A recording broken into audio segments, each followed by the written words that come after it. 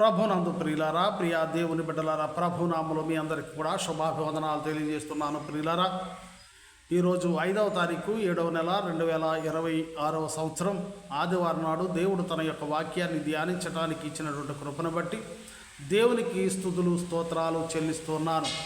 ప్రియులారా, ఈరోజు మార్కు శుభవార్త 11వ అధ్యాయము 25వ వచనం నుండి 30వ వచనం వరకు మనం చూసినట్లయితే, మీకు ఒకని మీద విరోధమేమైనను కలిగి ఉన్న ఎడల మీరు నిలువబడి ప్రార్థన చేయుడెప్పుడల్లా వారిని క్షమించుడి.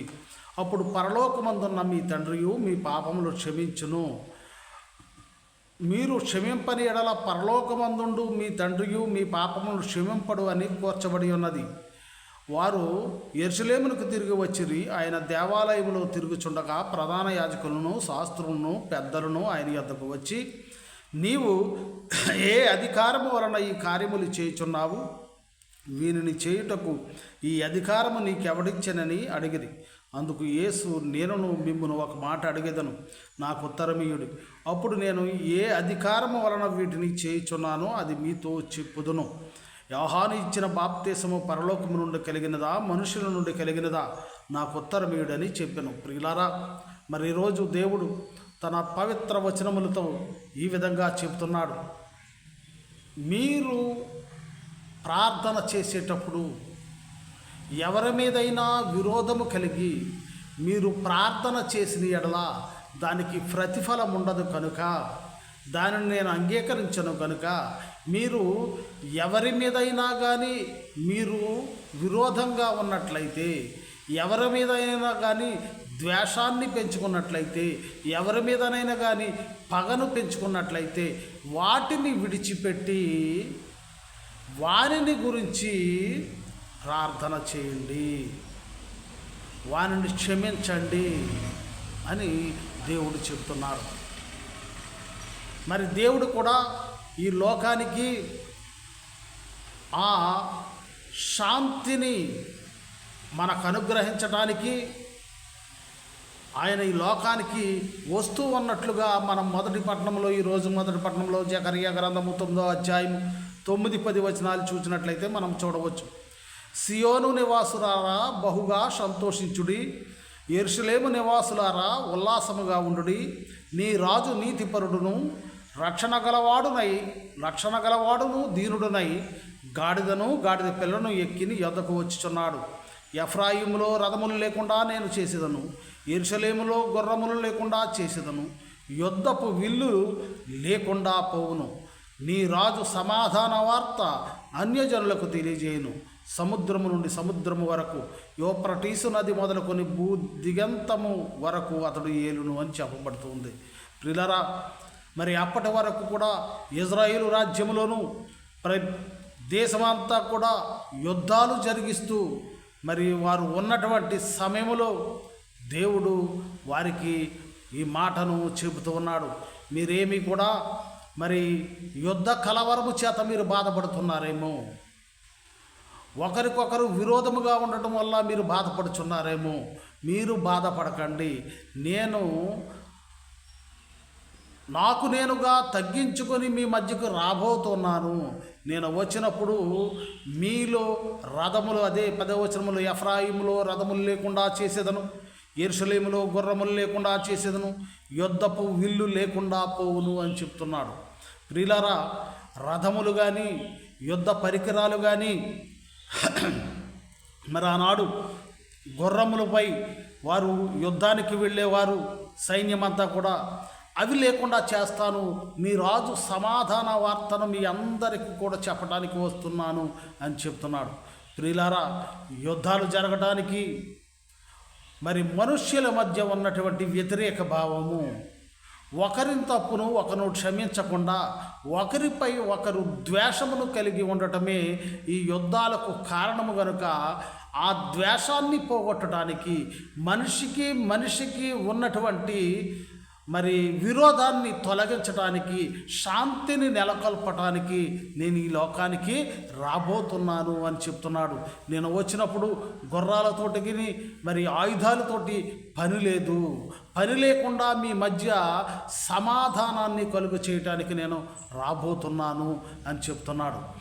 ఈ సమాధానం అనేది లేకుండా పోవటానికి గల కారణము మనము ఇతరులు మన మీద ఏదైనా మరి విరోధంగా వారు ఏదైనా చేసినట్టు ఏదైనా కార్యాన్ని కానీ ఏదైనా మాటను కానీ వారు మరి పలికి లేదా విరోధమైనటువంటి కార్యాన్ని చేసినప్పుడు, మనకు నచ్చని పని చేసినప్పుడు, మనకు వ్యతిరేకంగా మాట్లాడినప్పుడు అతని మీద ద్వేషాన్ని, పగను పెంచుకోవటమే. అలా అని అతను క్షమించమని మనలను అడిగినా కానీ, తప్పు చేసి మరలా క్షమించమని అడిగినా కానీ మనము క్షమించలేనటువంటి మనస్థితి మనకు లేకపోవటం మూలంగానే, సమాధానము మన మధ్య లేకపోవటం వల్లే ఈ యుద్ధాలు కానీ మరి అనేక రకములైనటువంటి గొడవలు కానీ జరుగుతున్నాయి. అందు గురించి మీరు విరోధము ఎవరి మీదైనా విరోధము కలిగి ఉన్నప్పుడు వానిని మీరు క్షమించండి అని దేవుడు చెబుతున్నాడు. వానిని క్షమించి నాకు ప్రార్థన చేయండి. మీరు ప్రార్థన చేస్తూ మరి మీ మనసులలో పగ, ద్వేషాలను ఉంచుకున్నట్లయితే ఆ ప్రార్థనకు ప్రతిఫలము ఉండదని చెప్తున్నాడు. అందుకనే నేను ఈ లోకములో శాంతిని నెలకొల్పడానికి వస్తున్నాను అని దేవుడు చెప్తున్నాడు. అలాగే 2వ పట్టణము ఈరోజు రోమీలకు 8 మరి 9 వచనాలు 9-10 వచనాలు చూసినట్లయితే, రోమీలకు రాసిన పత్రిక 8వ అధ్యాయము 9-10 వచనాలు మనం చూసినట్లయితే, దేవుని ఆత్మ మీలో నివసించి ఉన్న ఎడల మీరు ఆత్మ స్వభావము గలవారే కానీ శరీర స్వభావము గలవారు కారు. ఎవడైనను క్రీస్తు ఆత్మ లేనివాడైతే వాడు ఆయన వాడు కాడు. క్రీస్తు మీలో ఉన్న ఎడల మీ శరీరము పాప విషయమై మృతమైనది కానీ మీ ఆత్మ నీతి విషయమై జీవము కలిగి ఉన్నది. మృతుల్లో నుండి యేసును లేపిన వాని ఆత్మ మీలో నివసించిన ఎడల మృతుల్లో నుండి క్రీస్తు యేసును లేపిన వాడు చావునకు లోనైన మీ శరీరములను కూడా మీలో నివసించుచున్న తన ఆత్మ ద్వారా జీవింపచేయును అని చెప్తున్నాడు. ఈ పగ, ద్వేషాలు, ఎదుటివారిని క్షమించేటటువంటి తత్వము మనలో లేనప్పుడు దేవుని యొక్క ఆత్మ మనలో లేదు. దేవుడు ఈ లోకానికి మరి రావటము సమాధానము కలిగి ఉండటానికని మరి ఆయన అనేక మందిని క్షమించినట్లుగా మనం చూస్తున్నాము. తప్పు చేసిన వారిని ఆయన క్షమిస్తున్నాడు. ఆయనను సిలువ వేసిన వారిని క్షమిస్తూ ఉన్నాడు. అనేక మంది పాపాలను ఆయన క్షమిస్తూ ఉన్నాడు. మనము నిత్యము చేస్తున్నటువంటి పాపాలను ఆయన క్షమించినట్లుగా మనమును దేవుని యొక్క ఆత్మను పొందుకున్నటువంటి మనము యేసు ప్రభు యొక్క మరణము ద్వారా మరి మనము ఆయనను ఎరిగి ఉన్నటువంటి మనము, మరి బాప్తిస్మం ద్వారా ఆయన బిడ్డలుగా ఉన్నటువంటి మనము, ఆయన శరీర రక్తాలను స్వీకరిస్తున్నటువంటి మనము, ఆయన మనలో నివసించినట్లయితే మనలో ఈ శరీర కార్యములు ఉండవని, ఈ పగ, ద్వేషాలు ఉండవని దేవుడు చెబుతున్నాడు. అందుకనే దేవుని ఆత్మ మీలో ఉన్నప్పుడు మీరు ఆత్మ స్వభావమును ధరించుకొని ఆత్మ కార్యాలను మీరు చేస్తారని, ఆత్మ కార్యాలను మీరు జరిగించినట్లయితే మీరు జీవమును పొందుకుంటారని, నిత్య జీవాన్ని పొందుకుంటారని దేవుడు చెబుతున్నాడు. ప్రియులారా, మనము ఏ విధంగా మరి మన ప్రార్థనలో ప్రతినిత్యము చేసుకునేటువంటి ప్రార్థనలో దేవుడు మరి ఏ విధంగా చేయాలో ప్రార్థన కూడా నేర్పుతున్నటువంటి పరలోక ప్రార్థనలో కూడా ఆయన ఈ విధంగా చెప్తున్నాడు. మత్తయి శుభవార్త 6వ అధ్యాయము 12వ వచనము, మా రుణస్థులను మేము క్షమించి ఉన్న ప్రకారము మా రుణములు క్షమించుము. మనుషుల అపరాధములను మీరు క్షమించిన ఎడల మీ పరలోకపు తండ్రి మీ అపరాధములను క్షమించును. మీరు మనుషుల అపరాధములను క్షమింపకపోయిన ఎడల మీ తండ్రి మీ అపరాధములను క్షమింపడు అని చెప్తున్నాడు. ప్రార్థనలో కూడా మేము ఏ రీతిగా అయితే మేము ఇతరులను క్షమిస్తున్నామో ఆ రీతిగానే మమ్మల్ని కూడా నీవు క్షమించు మా తప్పులను అని మనము దేవునికి ప్రార్థన చేయాలని దేవుడు సెలవిస్తూ ఉన్నాడు ప్రియులారా. అయితే మనము ఇతరుల ఎడల ద్వేషాన్ని కలిగి ఉంటే దేవుడు కూడా ఆ రీతిగానే మన ఎడల ద్వేషాన్ని కలిగి ఉంటాడు. ఇతరులను మనము క్షమించి ఉన్నట్లయితే దేవుడు కూడా ఆ రీతిగా మనల్ని క్షమిస్తాడని దేవుడు చెబుతున్నాడు. ఆ ప్రార్థన కూడా మనము ఆ విధంగానే చేయాలి అని చెప్తున్నాడు. అంటే మనలో క్షమించేటటువంటి తత్వము, క్షమించేటటువంటి గుణమును మనము కలిగి ఉండాలని చెబుతూ ఉన్నాడు ప్రియులారా. మరి మత్తయి సువార్త 5వ అధ్యాయము 23వ వచనములో, కావున నీవు బలిపీఠమునొద్ద అర్పణమును అర్పించుచుండగా నీ మీద నీ సహోదరునికి విరోధమేమైనా కలదని అక్కడ నీకు జ్ఞాపకం వచ్చిన ఎడలా అక్కడ బలిపీఠము ఎదుటనే నీ అర్పణను విడిచిపెట్టి మొదట వెళ్ళి నీ సహోదరునితో సమాధానపడము, అటు తరువాత వచ్చి నీ అర్పణను అర్పింపుము అని చెప్తున్నాడు. ప్రియులారా, ఎవరి మీదైనా నీకు ద్వేషం కలిగి ఉన్నట్టయితే, ఎవరి అందునైనా నీవు ఒకవేళ నీవే తప్పు చేసి ఉన్నట్లయితే, ఇక్కడ ఆ విధంగానే చెప్తున్నాడు, ఒకరి ఎడల నీవు తప్పిదం చేసినట్లయితే వెంటనే వెళ్ళి అతన్ని క్షమాపణ అడుగుము అని చెప్తున్నాడు. అతనితో సమాధాన పడమని చెప్తున్నాడు. అదే క్రింద వచనాల్లో చెప్తున్నాడు, అతనితో సమాధాన పడకపోతే మరి నీవు ఇబ్బందుల్లో పడతావని చెప్తున్నాడు ప్రియులారా. ఈ సమాధానము లేకనే మనలో అనేకమైనటువంటి సమస్యలు, అనేకమైనటువంటి గొడవలు, అనేకమైనటువంటి మరి ఈ లోకంలో కేసులు, కోర్టులు ఎంతోమంది వాటి చుట్టూ తిరుగుతూ అన్నారు. ఈ సమాధానము, ఈ క్షమించేటటువంటి తత్వము మనుష్యుల మధ్య లేకపోవటం మూలంగానే క్రీస్తును కలిగి ఉన్నటువంటి మనము, దేవుణ్ణి ఎరిగినటువంటి మనము, దేవుడు మన తప్పులను మన్నించి ఈ లోకానికి వచ్చి మనలను తన రాజ్యంలో చేర్చుకోవటానికి, మన తప్పులన్నింటినీ మన్నించడానికి ఆయన శిలువ కలువరి కొండపై ఏ రీతిగా అయితే బలియాగమై మన తప్పులను క్షమించాడో, మనమును అటువంటి గుణమును కలిగి మన ఎడల ఇతరులు ఏదైనా తప్పిదము చేసిన ఎడల వారిని క్షమించాలి. అలాగే ఇతరుల ఎడల మనం ఏదైనా తప్పిదము చేసిన ఎడల వారి దగ్గరికి వెళ్ళి క్షమాపణను అడగాలి అని చెప్తున్నాడు. ఎదుటివారిని క్షమించాలి. ఎదుటివారు మన ఎడల ఏదైనా తప్పు చేసి తప్పు అయిపోయిందని వారు అడిగినప్పుడు క్షమించగలిగే వారిగా ఉండాలి. అలాగే మనమేదైనా ఇతరుల ఎడల తప్పు చేసినప్పుడు మనము కూడా ఆ తప్పును వారి ఎదుట ఒప్పుకొని వారితో సమాధాన పడేవారిగా ఉండాలి.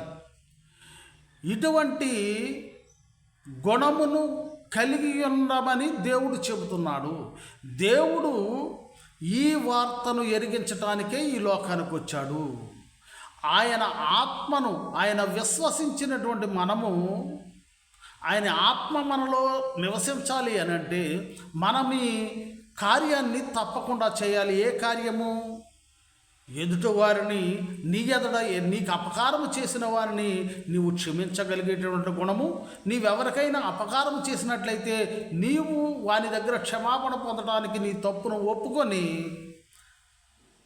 అతనితో సమాధాన పడేటటువంటి గుణమును నీవు కలిగి ఉండాలని చెప్తున్నాడు.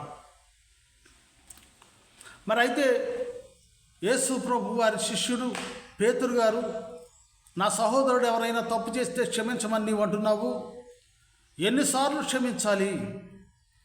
తప్పు చేసి ఒకసారి వచ్చి క్షమాపణ అడిగితే క్షమించాలా, 2 సార్లా, 3 సార్లా అని దేవుణ్ణి అడిగినప్పుడు, యేసు ప్రభు వారిని అడిగినప్పుడు మత్తయి సువార్త 18వ అధ్యాయము 21వ వచనంలో, ఆ సమయమున పేతురు ఆయన ఎదుగు వచ్చి, ప్రభువా, నా సహోదరుడు నా ఎడలు తప్పిదము చేసిన ఎడల నేను ఎన్ని మారులు అతనిని క్షమింపవలను?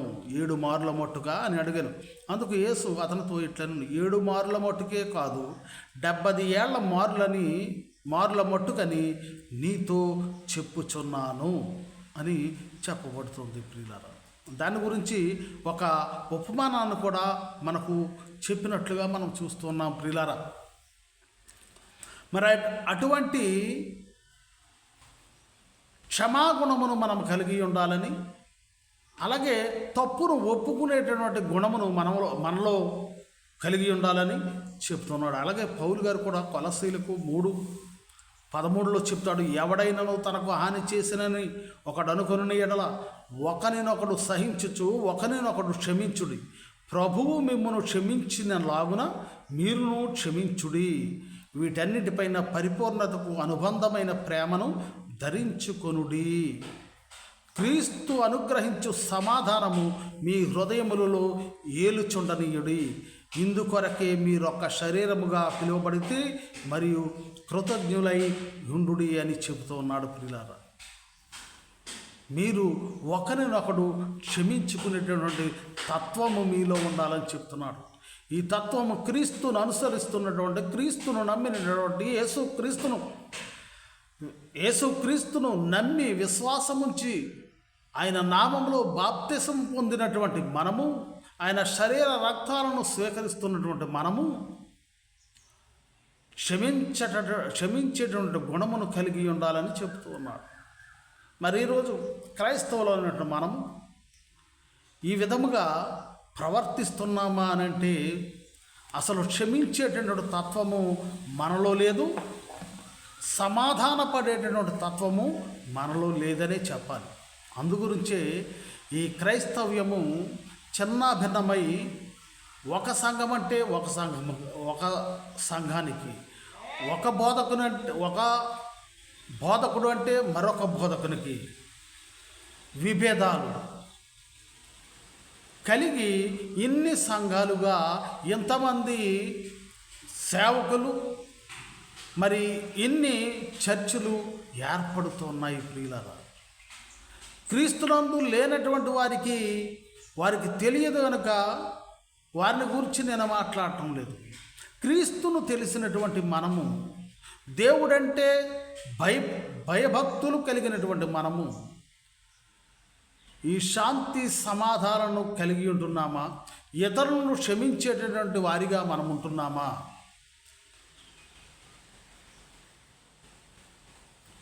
అత్తగారిని కోడలు క్షమించదు, కోడలు అత్తగారిని క్షమించదు. తల్లిదండ్రుల మధ్య విభేదాలు, ఒకరినొకరు క్షమించుకునేటువంటి తత్వము లేకుండా, తండ్రి కుమారుల మధ్య విభేదాలు, అక్కా చెల్లెళ్ళ మధ్య విభేదాలు, మాట పట్టింపులు. ఎందుకు? మనలో క్షమించేటటువంటి తత్వము లేక, మనము సమాధానపడే తత్వము లేక, మనము తగ్గించుకునేటటువంటి తత్వము లేక, కుటుంబాలలో, గ్రామాలలో, మరి రాష్ట్రాలలో, అలాగే దేశాల మధ్య ఈ వివాదము, క్షమించేటటువంటి తత్వము, తప్పును ఒప్పుకునేటువంటి తత్వము లేక మరి యుద్ధాలు, అనేక రకములైనటువంటి మరి జగడములకు నాంది పలుకుతూ ఉంది. ఈ క్షమించేటువంటి తత్వము లేక, క్షమించేటువంటి తత్వము, సమాధాన పడేటువంటి తత్వము క్రీస్తును ఎరిగి ఉన్నటువంటి వారికి ఉండాలి. అప్పుడే దేవుణ్ణి ప్రార్థన చేసినప్పుడు మీ ప్రార్థనను దేవుడు వింటాడు అని చెబుతుంది. లోక శుభవార్త 6:8 కూడా, క్షమించుడి అప్పుడు మీరు క్షమింపబడుదురు, ఇయ్యుడి మీకు ఇయ్యబడును, మీరు మనుషులు మీ ఒడిలో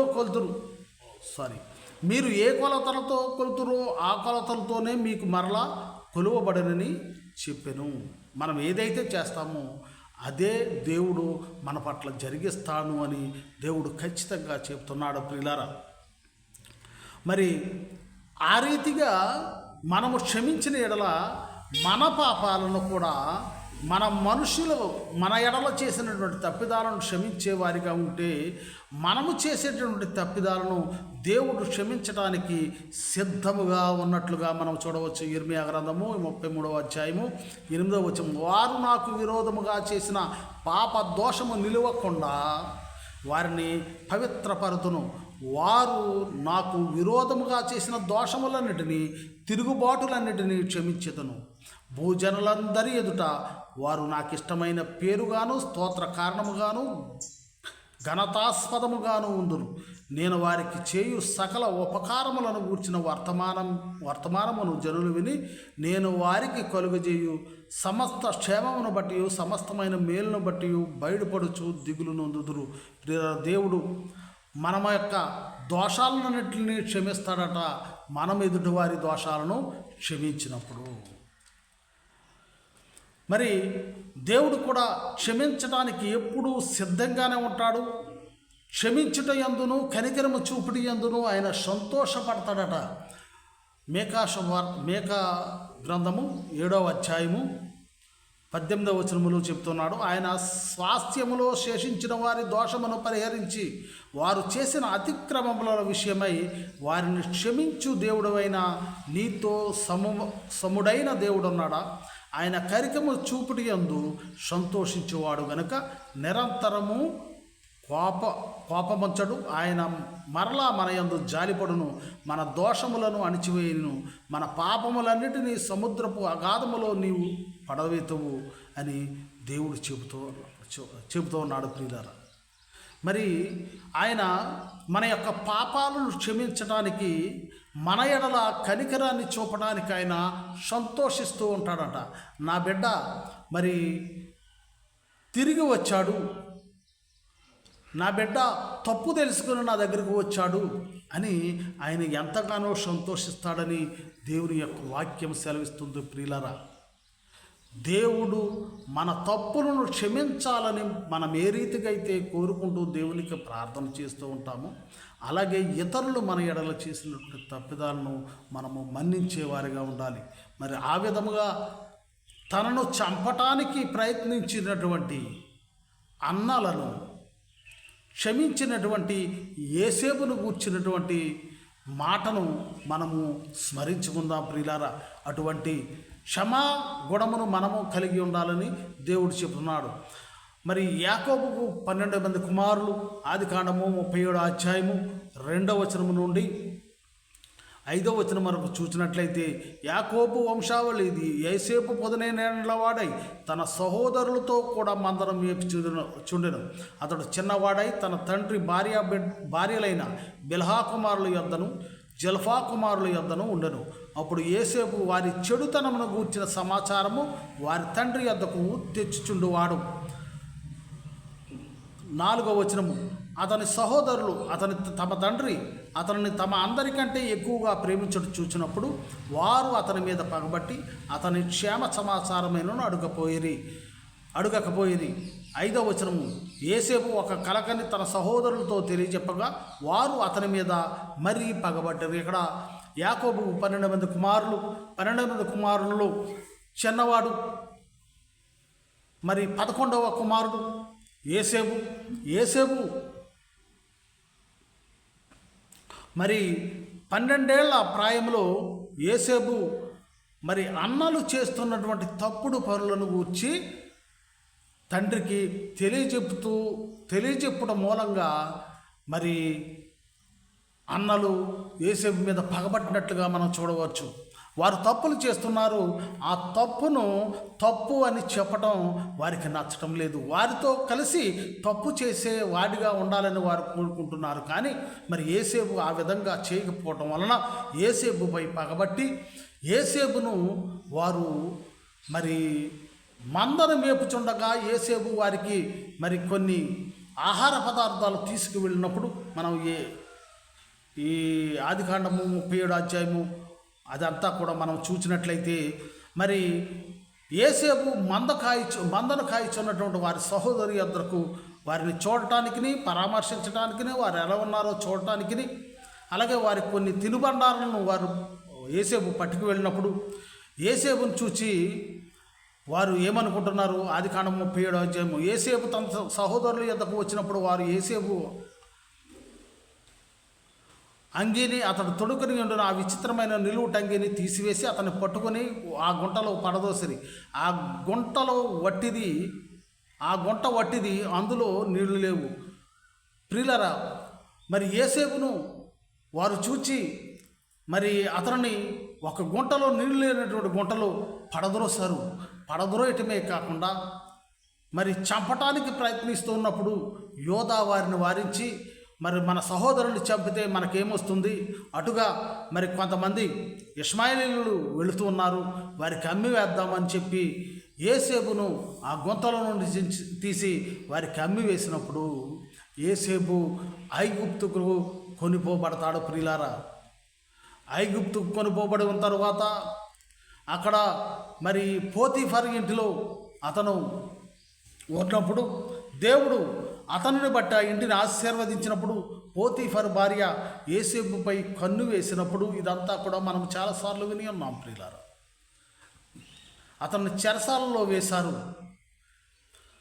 ఆమె యొక్క కోరికను నిరాకరించడంతో ఆమె అతన్ని చెరసాలలో వేయించినప్పుడు దేవుడు అతనికి తోడుగా ఉండి మరి ఫారోకు ఒక కల రాగా ఆ కల యొక్క భావాన్ని తెలియజేసినటువంటి యోసేపును ఐగుప్తుపై అధికారినిగా చేసినటువంటి విషయాన్ని ఆదికాండము 39వ అధ్యాయము 1 అధ్యాయము 1వ వచనము నుంచి మనము క్రింది వచనాల వరకు మనం చూసినట్లయితే మరి ఆ కళ యొక్క భావాన్ని చెప్పినటువంటి యోసేపును ఐగుప్తుపై అధికారిగా చేసినప్పుడు మరి ఐగుప్తు అంతటికి కూడా ఫారో తర్వాత యోసేపే అధికారిగా ఉన్నాడు. ఆ దేశంలో కరువు రాబోతుందని ముందుగా దర్శనం ద్వారా తెలుసుకున్నటువంటి యోసేపు మరి ధాన్యాన్ని అతన్ని సేకరించినప్పుడు ఇక్కడ యోసేపును చంపాలని చూచినటువంటి అన్నలు కరువుతో మరి అలలాడుతూ ఉన్నప్పుడు యోసేపు దగ్గరకు వారు ధాన్యము నిమిత్తమై వారు వచ్చినప్పుడు వారిని శిక్షించకుండా వారిని మరి వారితో పలికినటువంటి మాటలను మనం ఒకసారి చూద్దాం. ఆదికాండము 42వ అధ్యాయము 18వ వచనము. 3వ దినమున యోసేపు వారిని చూచి, నేను దేవునికి భయపడి వాడను, మీరు బ్రతుకున్నట్లు దీన్ని చేయుడి. మీరు యథార్థవంతులైన మీ సహోదరుల్లో ఒకడు ఈ చెరసాలలో బంధింపబడవలను. మీరు వెళ్ళి మీ కుటుంబముల కరువు తీర్చుటకు ధాన్యమును తీసుకొని పోవుడి అని వారికి ధాన్యాన్ని ఇచ్చినట్లుగా మనం చూడవచ్చు. అలాగే యోసేపు వారికి మరి ఎవరో తెలియనప్పుడు యోసేపు దగ్గరకు వచ్చి వారు సాష్టాంగ నమస్కారం చేసినప్పుడు యోసేపు వారిని నేను మీ తమ్ముడును అని చెప్పి వారిని క్షమించి ఆదరించినటువంటి తీరును మనం చూడవచ్చు. ఆదికాండము 45వ అధ్యాయము 3వ వచనం. అప్పుడు యోసేపు, నేనే యోసేపును, నా తండ్రి ఇంకా నువ్వు బ్రతికి ఉన్నాడా అని అడిగినప్పుడు అతని సహోదరులు అతని సముఖమందు తొందరపడి అతనికి ఉత్తరము ఇయ్యలేకపోయిరి. అతడు యోసేపు నా దగ్గర రండి అని తన సహోదరులతో చెప్పినప్పుడు వారు అతని దగ్గరికి వచ్చిరి. అప్పుడు అతడు ఐగుప్తునకు వెళ్ళినట్లు మీరు అమ్మివేసిన మీ సహోదరునైన యోసేపు నేనే.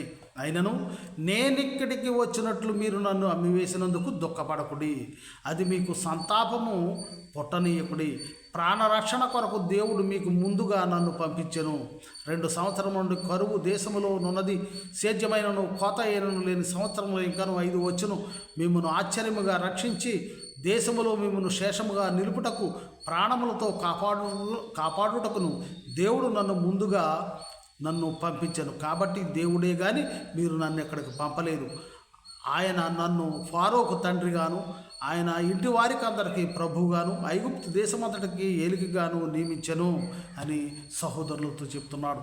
మీరు కాదు నన్ను శిక్షించింది, మీరు కాదు నన్ను అమ్మివేసింది, మీరు కాదు నన్ను బాధలకు గురిపెట్టింది, దేవుడే.